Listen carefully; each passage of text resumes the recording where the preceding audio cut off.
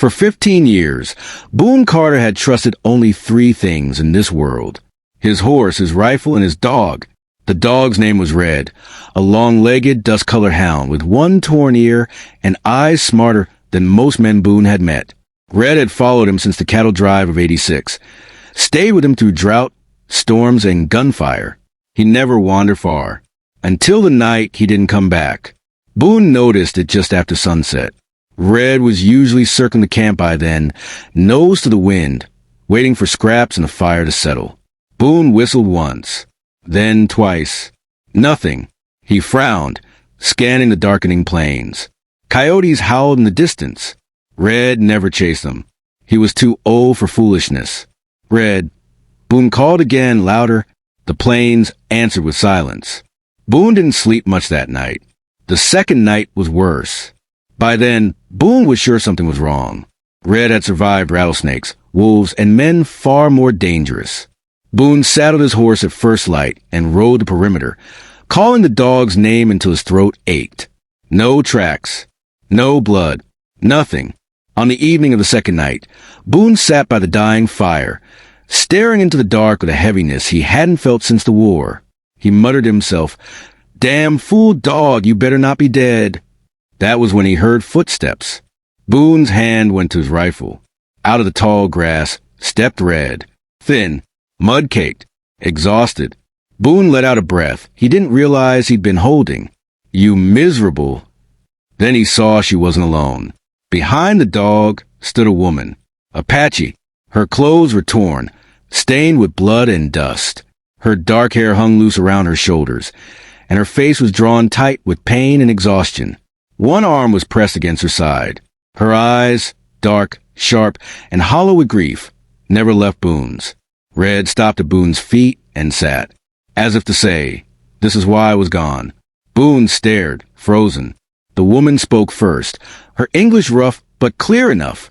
"Please, I do not mean harm." Boone's mind raced.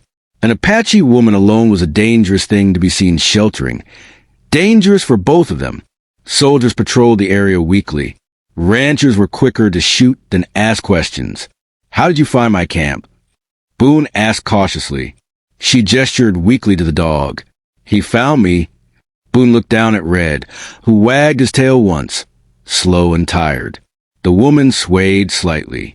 Boone stepped forward, without thinking, and caught her before she fell. She was lighter than she looked. "I am a widow," she whispered. "My name is Nalin. My husband was killed 2 moons ago. I have nowhere left." Boone swallowed. "You can't stay out here like this. You're hurt." She stiffened. "If you send me away, I will die." Boone hesitated. Then Red nudged his leg. That settled it. "Come on," Boone said quietly. "You'll get food and water. That's all I'm promising tonight." That night, Boone cleaned her wound by firelight. She never cried out, only watched him closely, as if memorizing his face. Red lay beside her, head on her knee, refusing to move. "You trust him," Boone said. "He did not leave me," Nalin replied. "Not when I was afraid." Boone understood that kind of loyalty. By morning, word could spread. Boone knew the risk. Still, he saddled his horse and rode to his cabin in the hills, a place few people knew about. Days passed. Nalin grew stronger. She spoke little, but when she did, her words carried weight. She cooked quietly, repaired Boone's torn coat, and whispered prayers at the fire at night. One evening, Boone finally asked, "Why were you alone?" Her hands paused. "My people scattered. My husband stayed behind, so I could escape. He was brave." Boone nodded. So was Red. She smiled faintly. Trouble came on the 5th day. Riders appeared at the edge of the valley. 3 men, rifles slung low. Boone recognized one of them. "Apache woman," the man called out. "We know she's here." Nalin stepped back instinctively. Boone moved forward, rifle in hand, calm but unyielding. "You don't know anything." The men laughed. Red growled. Boone's voice hardened. "Turn around." The men hesitated. Boone Carter was known for being quiet, but also known for not missing. After a long moment, they rode off. That night, Nalin said, I will leave. I will not bring death to your door. Boone looked at her, then at Red. You didn't ask him to save you. He chose to. Red thumped his tail.